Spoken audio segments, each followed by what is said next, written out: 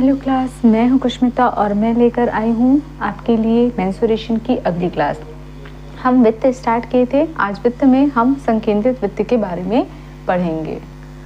तो हम चलते हैं अपने अगले क्वेश्चन नंबर 26 से। इसी के माध्यम से हम समझते हैं, ये प्रीवियस ईयर आया हुआ क्वेश्चन है, ठीक है। तो चलते हैं क्वेश्चन नंबर 26 से देख लेते हैं। क्या बोलता है, वृत्ताकार प्लेट की परिधि 440 मीटर है, ठीक है। तो हम पहले एक संकेंद्रित वृत्त ड्रॉ कर लेते हैं, ठीक है। आपको पता है संकेंद्रित वृत्त मतलब एक वृत्त के अंदर क्या होता है, वृत्त होता है। संकेंद्रित वृत्त मतलब क्या होता है, एक वृत्त के अंदर वृत्त होता है, ठीक है।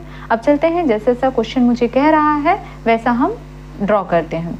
क्या बोलता है, वृत्ताकार प्लेट की परिधि 440 मीटर है। मतलब ये जो वृत्ताकार एक प्लेट है, इसकी जो परिधि है वो कितनी बोल रहा है, 440 मीटर है। इसके परितः मतलब बाहर वाले वृत्त की बात कर रहा है। तो अंदर वाला जो प्लेट है इसकी परिधि कितनी दी हुई है, मैं दूसरे पेन को भी साथ ही साथ लेके चलती हूँ ताकि आपको चीज़ें अच्छे से समझ में आ सके, ठीक है। इसकी परिधि मुझे कितनी दी हुई है, इस प्लेट की परिधि मुझे कितनी दी हुई है, ये कह रहा है 440 मीटर है, ठीक है। ये परिधि दी हुई है, ठीक है। उसके बाद में क्या बोलता है, आगे बोलता है इसके परितः 5 मीटर चौड़ा वृत्ताकार पथ है। मतलब ये पथ कितना है, 5 मीटर है, ये 5 मीटर चौड़ा है, ठीक है। तो बोलता है पथ का क्षेत्रफल, चौड़ा पथ मतलब यहाँ पे 5 मीटर चौड़ा वृत्ताकार पथ है, पथ का क्षेत्रफल लगभग कितना होगा, पथ का क्षेत्रफल पूछ रहा है, ठीक है।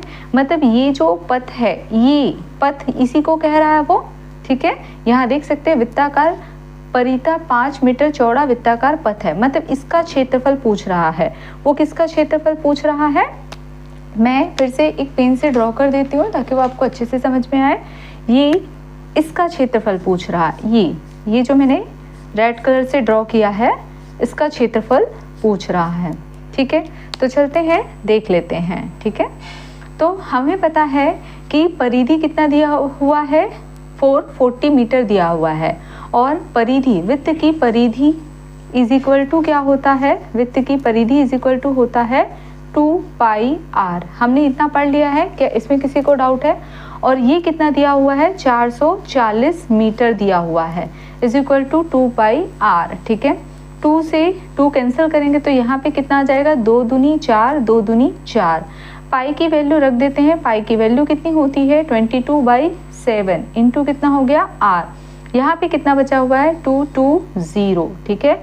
यहाँ पे देख लेते हैं 22 से करते हैं तो 22 एकम 22 और यहाँ पे 22 एकम 22 और 0, ठीक है। तो यहाँ पे आर की वैल्यू कितनी निकल कर आएगी, 7 का इधर मल्टीप्लाई कर देंगे तो 70। क्या इसमें किसी को भी डाउट है, तो आर की वैल्यू निकल कर आई है 70। मतलब पहले जो अंदर वाला वृत्त है इसकी त्रिज्या कितनी निकल कर आई है, ये यहाँ से यहाँ तक के 70 मीटर निकल कर आई है, ठीक है। क्या इसमें किसी को कोई भी डाउट है तो पूछिए।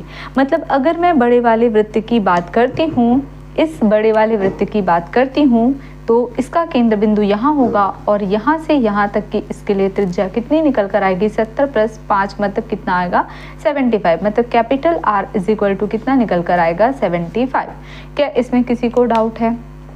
अब हमने पढ़ा है वृत्त का क्षेत्रफल, हमने क्या पढ़ा है, वृत्त का क्षेत्रफल इज इक्वल टू पढ़ा है पाई आर स्क्वायर, हमने पढ़ा है, ये हमने पढ़ा है। अब मुझे ये वाला पॉइंट ज्ञात करना है, ये मुझे पथ ज्ञात करना है। तो मुझे क्या करना होगा, बड़े वाले से, यदि मैं बड़े वाले का जो क्षेत्रफल है, बड़े वाले का क्षेत्रफल पूरा आएगा, ठीक है। बड़े वाले वृत्त का क्षेत्रफल क्या आएगा, ये पूरा आएगा। इसके क्षेत्रफल से ये छोटे वाले वृत्त का अगर क्षेत्रफल को मैं घटा दूं तो मुझे क्या मिल जाएगा, ये पथ मिल जाएगा। मिलेगा कि नहीं मिलेगा, मिलेगा। तो हमारे लिए क्या होगा, हमें क्या करना है, पथ का क्या ज्ञात करना है, क्षेत्रफल। तो पथ का क्षेत्रफल,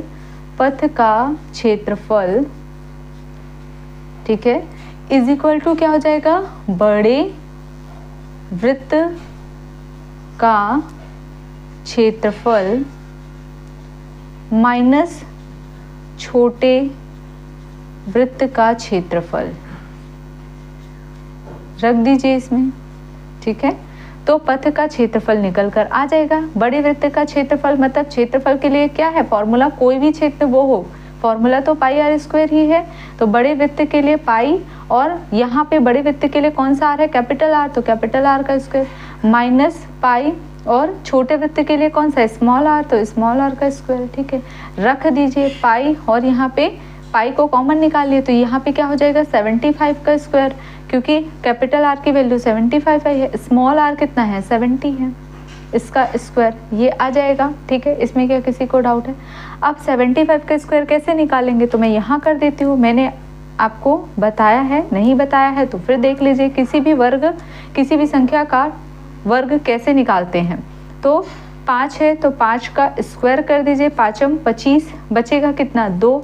अब क्या करेंगे 5 गुणित 7 गुणित 2 कर दीजिए, तो 5 सत्ते 35, और 35 दूनी कितना हो जाएगा, 35 का जस्ट दुगना कर दीजिए 70, और 70 और 2 कितना हो जाएगा 72, तो यहाँ पे आ जाएगा 2, बचेगा कितना 7, साथ ही 49, और इसको जोड़ दीजिए 7 7 14, 14 और 2 कितना हो जाएगा, ठीक है 14 और 2 16, तो यहाँ पे 6 आ जाएगा। हासिल लाई 1 5, 4 और 1 5 हो गया, तो यहाँ पे आ गया 56। क्या इसमें किसी को डाउट है? मेरे ख्याल से किसी को डाउट नहीं होना चाहिए। तो यहाँ पे कितना आ जाएगा, ठीक है। यहाँ पे पाई की वैल्यू कितनी है 22/7, और यहाँ पे कितना आ जाएगा 5625, और यहाँ पे 7 का स्क्वायर करोगे तो 7 7 49, 0 0 घटा दीजिए, कितना आया, जो बच गया है मैं यहाँ पे लिख देती हूँ क्योंकि जगह बहुत कम है, तो मैं यहाँ पे लिख देती हूँ, कितना आ जाएगा 22/7 इंटू कितना आ जाएगा, घटा दीजिए, तो यहाँ पे 5 में से 0 गया 5 आ जाएगा, ठीक है। और यहाँ पे कितना आ जाएगा, 2 में से 0 गया 2 आ जाएगा, यहाँ पे 6 और 9 तो जाएगा नहीं, एक हासिल ले लीजिए 16 आ जाएगा, ठीक है। और 16 में से 9 घटाएंगे तो कितना आ जाएगा 7 आएगा, 7 कि 6 आएगा, ठीक है। 9 यहाँ पे 16 है, ठीक है कि नहीं है? इसमें से मुझे लगता है यहाँ तक के सभी को समझ में आ गया होगा। तो चलते हैं अब इसे काट लेते हैं, ठीक है। 7 1 कम 7, यहाँ पे कितना आ जाएगा 7 1 कम 7, और यहाँ पे आ जाएगा 0, और यहाँ पे कितना आ जाएगा 2 डिजिट को करना है, 7 तिया 21, 7 चौक तो 28 हो जाता है, तो 7 तिया 21 पॉइंट लगा लेते हैं, बचेगा कितना 4 और 0, तो 7 पाती 35, 5 आ जाएगा, ठीक है 35 आएगा। अब अगर चाहे तो आप आगे करना चाहो तो कर सकते हो, वरना यहाँ पे स्टॉप करके आप मल्टीप्लाई कर सकते हो। जो इसके आसपास आएगा संख्या जो ऑप्शन में दिया हुआ है वही हमको आंसर लेना है, ये आंसर आपके पास में है, ठीक है। तो यहाँ पे देख लीजिए अब आपके पास में कौन सी संख्या है, मैं दूसरे पेन से करती हूँ ताकि यहाँ पे आपको अच्छे से समझ में आए। तो यहाँ पे आपको अब मल्टीप्लाई करना है 1035 का किसके साथ में, 22 के साथ में। तो चलो मल्टीप्लाई कर लेते हैं, कितना हो जाएगा 2 पंचे 10 का यहाँ पे 0, क्या आ जाएगा यहाँ पे 1, ठीक है। 2 तिया 6 और 5 दूनी 10, ऐड करेंगे तो कितना 6 और 1 7, बचेगा कितना 1, तो यहाँ पे आ जाएगा 7, बचा कितना है 1। अब क्या करेंगे हम इसको हटा देंगे, अब इनका मल्टीप्लाई कर देंगे, ठीक है। कितना हो जाएगा 2 0 0, ठीक है, और 3 दूनी 6, 6 और 1 कितना हो जाएगा 7, तो यहाँ पे आ जाते हैं 7, ठीक है। उसके बाद में ये वाला भी हट जाएगा, अब इनका मल्टीप्लाई कर देते हैं, 2 1 कम 2 और 2 0 0, तो यहाँ पे कितना है 2, ठीक है। क्या इसमें किसी को डाउट है क्या? मेरे ख्याल से नहीं होना चाहिए। और 1 2 2, तो इसके आसपास, और यहाँ पे क्या है एक संख्या के बाद क्या है, मतलब दशमलव के बाद में एक संख्या है, तो यहाँ पे भी दशमलव के बाद में एक संख्या रहेगी, ठीक है। तो इस तरह हम कर लेते हैं।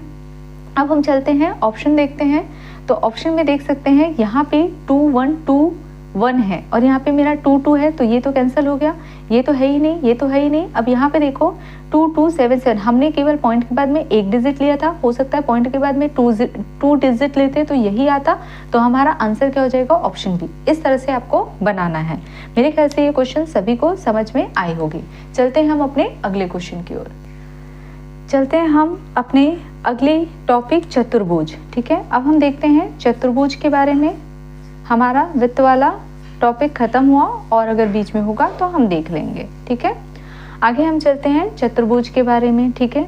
तो ये एक चतुर्भुज है जो ड्रॉ किया गया है, हम इसको ड्रॉ कर लेते हैं, या आपके पास में तो है, इसको ड्रॉ करने की तो कोई ज़रूरत नहीं है। सीधे हम देखते हैं, यदि मुझे इस चतुर्भुज का, दी हुई चतुर्भुज का अगर मुझे क्षेत्रफल निकालना है, क्षेत्रफल निकालना है तो कैसे निकाल सकती हूँ इस चतुर्भुज का क्षेत्रफल। तो आप देख सकते हैं इसका विकर्ण कौन सा होगा, ये जो बड़ी भुजा होती है जो दोनों भुजाओं को मिलाते हैं उसको विकर्ण कहते हैं, आपको मालूम है। तो ये विकर्ण है मेरा, BD मेरा क्या है, विकर्ण है। और इससे, इस भुजा से दो लंब डाला गया है, एक A पर, पॉइंट A पर और एक पॉइंट C पर। और यहाँ पे जो पॉइंट बना है वो E है और यहाँ पे F है।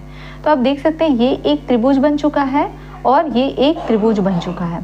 और आपको पता है इस त्रिभुज के लिए क्षेत्रफल क्या होता है ना। अगर मैं इस त्रिभुज के क्षेत्रफल और इस त्रिभुज के क्षेत्रफल को ऐड कर दूं, मतलब मान लीजिए इसको मैंने त्रिभुज 1 माना है, ठीक है, इसको त्रिभुज 1 माना है, तो यहाँ पे क्या हो जाएगा, त्रिभुज 1 का क्षेत्रफल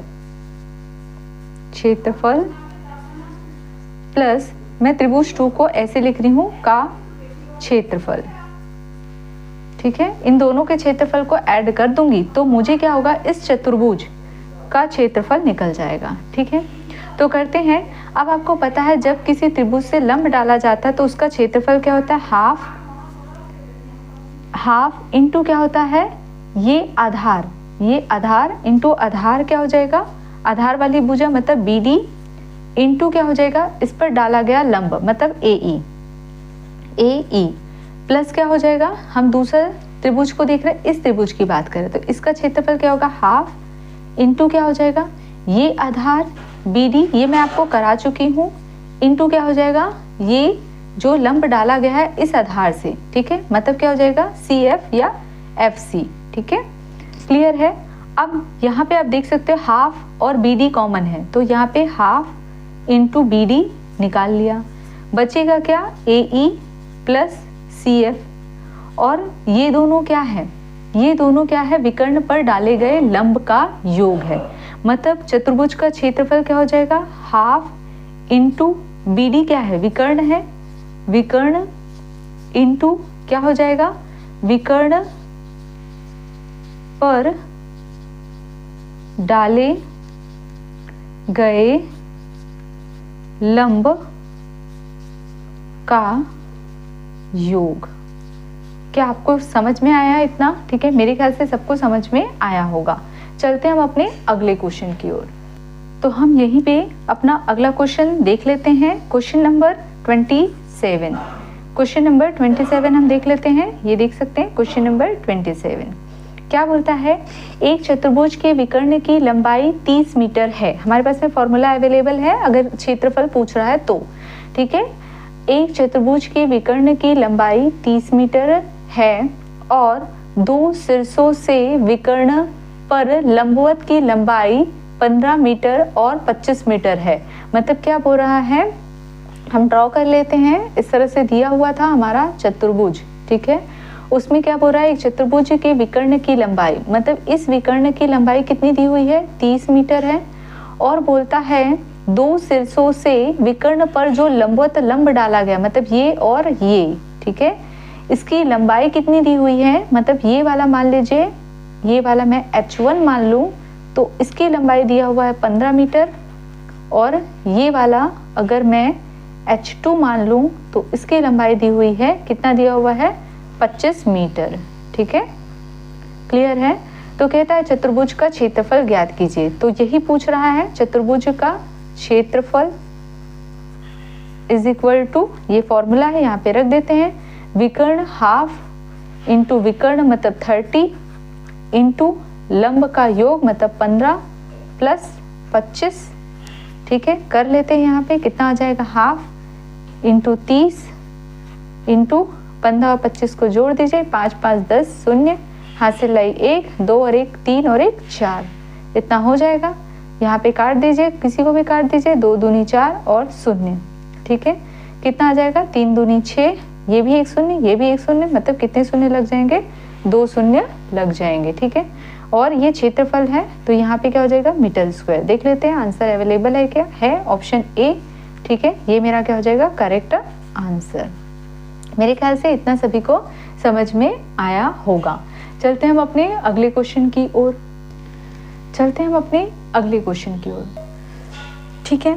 तो अगला देखते हैं कौन सा हमारा सामने है, कौन सा, समांतर चतुर्भुज। समांतर चतुर्भुज को मैं ऐसे कर देती हूँ, ठीक है। और डायग्राम अगर बोलेंगे तो डायग्राम ये दी हुई है, क्लियर है। मैं फिर भी ड्रॉ कर देती हूँ क्योंकि जब मैं बताती हूँ तो मुझे बताना पड़ता है, तो इस वजह से मैं थोड़ा सा यहाँ पे ड्रॉ कर लेती हूँ, क्लियर है। ये देख लीजिए, ठीक है, ये इस तरह से है, ठीक है। फिर यहाँ पे एक विकर्ण है, ये एक विकर्ण है, और यहाँ पे ये एक दूसरा विकर्ण है। नाम दे देते हैं, क्या दिया हुआ है, ए, बी, सी और डी दिया हुआ है। अब ये देख सकते हैं यहाँ पे एक त्रिभुज जैसा बन गया। अगर देखा जाए तो ये भी एक त्रिभुज बन रहा है, ये भी एक त्रिभुज बन रहा है, ये एक त्रिभुज बन रहा है, ये एक त्रिभुज बन रहा है, ये भी एक त्रिभुज बन रहा है। मान लीजिए ये एक त्रिभुज है, मान लीजिए ये एक त्रिभुज है। कौन सा एक त्रिभुज ले लिया मैंने, ये त्रिभुज ले लिया, ठीक है, ये एक त्रिभुज ले लिया, ये आप देख सकते हैं। अगर मैंने ये एक त्रिभुज ले लिया तो ये मेरा आधार हो गया। इस पर लंब डला हुआ है, कौन सा मेरा, ये लंब डला हुआ है H1, मतलब इसकी लंबाई है H1, क्लियर हुआ। उसके बाद में अगर मैं बोलूं तो आप देख सकते हैं कि ये मेरा एक त्रिभुज हो रहा है, ये मेरा एक त्रिभुज हो रहा है, तो यहाँ पे एक लंब डला हुआ है इस तरह से, ये, ठीक है। तो ये मेरा हो जाएगा H2, ठीक है। अब समझते हैं कि मेरा जो समांतर चतुर्भुज है वो क्या होता है। समांतर चतुर्भुज में ये जो आमने सामने की भुजा होती है ये बराबर होती है, ठीक है, और ये भी मेरी क्या होगी, बराबर होगी। क्या आपको समझ में आया इतनी मेरी बात, ठीक है। ये मेरे ख्याल से यहाँ तक के सबको समझ में आ गया होगा, ठीक है। तो चलते हैं हम आगे इसको देखते हैं, ठीक है। अब अगर मैं इस त्रिभुज के बारे में मैं बोलूं, अगर मैं परिमाप बोलूं, ठीक है, यदि मैं यहाँ पे परिमाप बोलूं तो क्या होगा। परिमाप मतलब ये जो चारों भुजाओं का योग होता है, तो परिमाप एक फॉर्मूला निकल कर आएगा,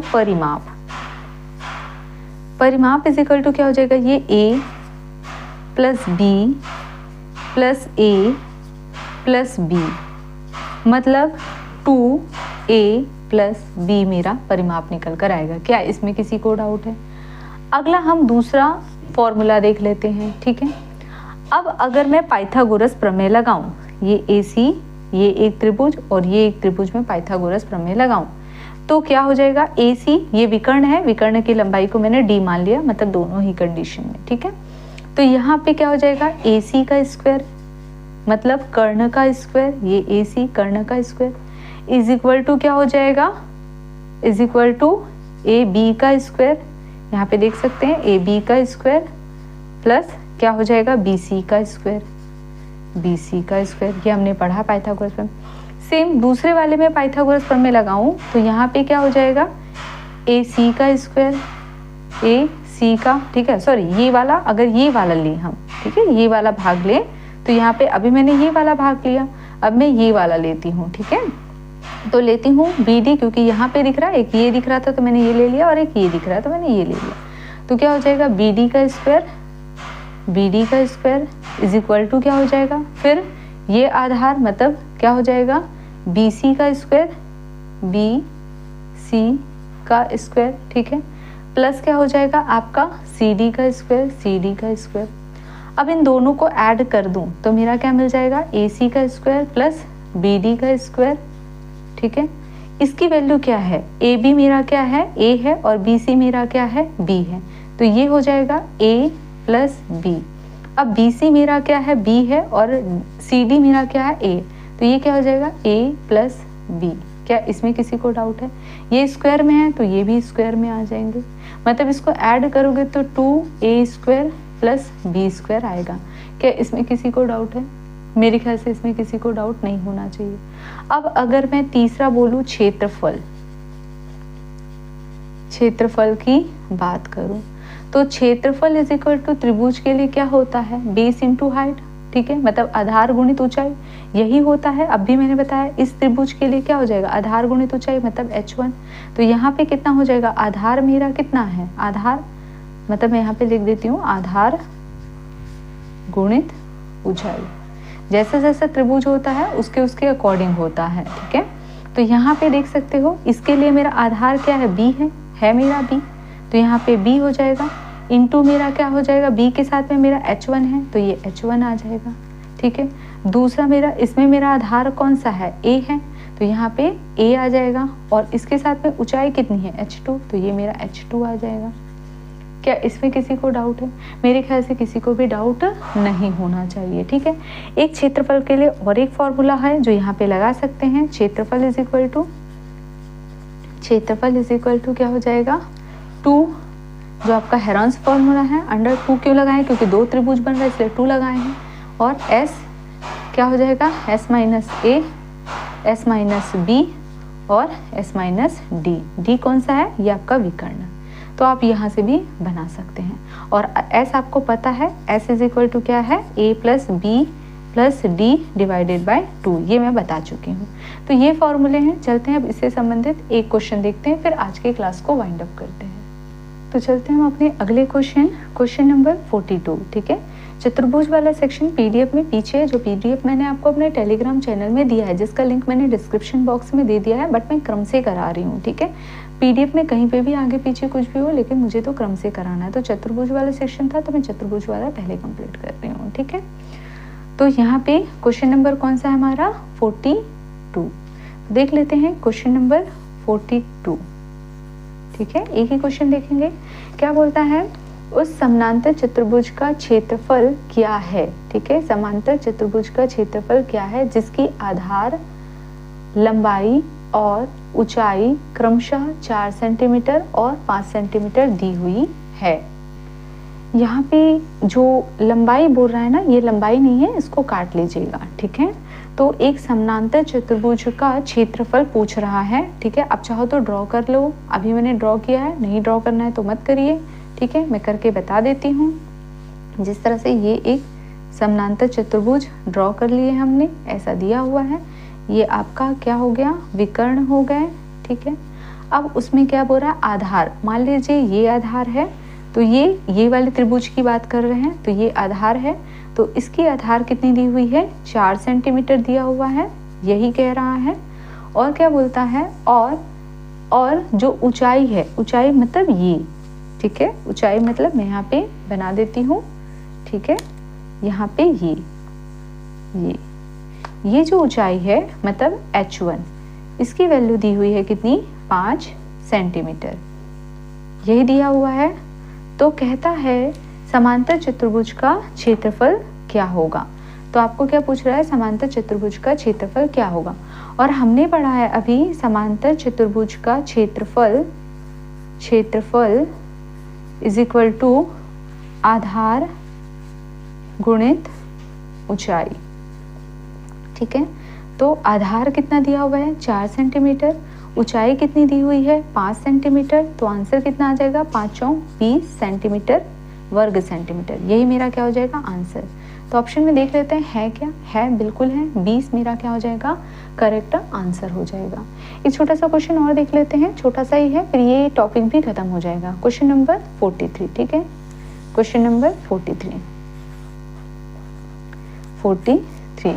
क्या बोलता है?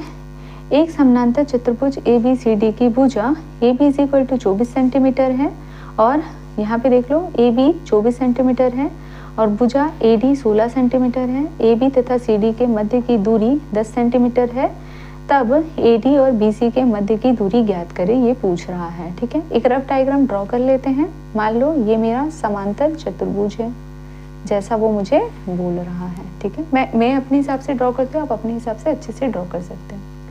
यहाँ पे देख लीजिए, ये नाम दिया हुआ है A B C और D, ऐसा दिया हुआ है, ठीक है। उसके बाद में बोलता है भुजा ए बी कितना है 24 सेंटीमीटर, मतलब ये दिया हुआ है 24 सेंटीमीटर है ये लंबाई, ठीक है।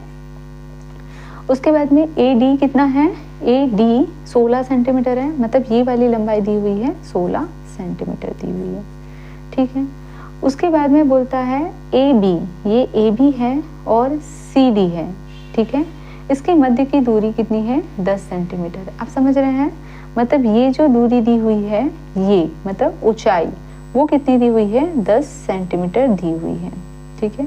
क्या आप समझ रहे हैं इतनी मेरी बात, इसमें मेरे ख्याल से किसी को भी डाउट नहीं होनी चाहिए, ठीक है। तो कहता है ए डी, तब बोलता है ए डी और सी डी, ठीक है, सॉरी ए डी और बी सी, ये ए डी और बी सी के मध्य की दूरी ज्ञात कीजिए, मतलब आपको क्या बोल रहा है, ये ज्ञात करने के लिए बोल रहा है, ये H1 आपको ज्ञात करने के लिए बोल रहा है। और आपको पता है अगर ये 16 सेंटीमीटर है तो ये भी कितना होगा 16 सेंटीमीटर होगा, और ये 24 सेंटीमीटर है तो ये भी कितना होगा 24 सेंटीमीटर होगा, इतना आपको समझ में है। और आपने पढ़ा है कि क्या होगा यहाँ पे, अगर मैं इसको फॉर्मूले में पुट करूँ तो आपको पता है क्षेत्रफल इज इक्वल टू क्या होता है, आधार गुणित ऊंचाई। तो यहाँ पे मैंने एक अभी क्षेत्रफल निकाला था, क्या हो जाएगा 16 गुणित H1 इज इक्वल टू 24 गुणित H2, और H2 की वैल्यू कितनी दी हुई है 10, ठीक है। यहाँ पे 16 गुणित H1, जो कटता है उसे काट दीजिए, ठीक है। अगर 4 से काटूं तो 4 चौक 16, 4 छक्के 24 और कट जाएगा, 2 दूनी 4, 2 तिया 6, 2 पंचे 10, ठीक है, इतना हो गया। H1 की वैल्यू निकल कर आ जाएगी, H1 is equal to 3 into 5, मतलब कितना आ जाएगा 5 तिया 15, ठीक है, सेंटीमीटर। तो ये मेरी H1 की वैल्यू निकल कर आई जो वो पूछ रहा है, और यही मेरा क्या हो जाएगा आंसर। देखो कितना इजी क्वेश्चन आता है। तो क्वेश्चन नंबर 15 मेरा करेक्ट आंसर होगा, सॉरी ऑप्शन नंबर डी मेरा करेक्ट आंसर होगा 15 सेंटीमीटर। तो यहाँ पे हम अपनी क्लास वाइंड अप करते हैं, ठीक है, और हम फिर अपनी अगली क्लास में मिलते हैं। यदि कोई भी डाउट हो तो आप कमेंट सेक्शन में जाके कमेंट कर सकते हो, और यदि मेरी क्लास अच्छी लगती है तो प्लीज़ लाइक कीजिए, सब्सक्राइब कीजिए और अपने दोस्तों में ज़्यादा से ज़्यादा शेयर कीजिए। Thank you class.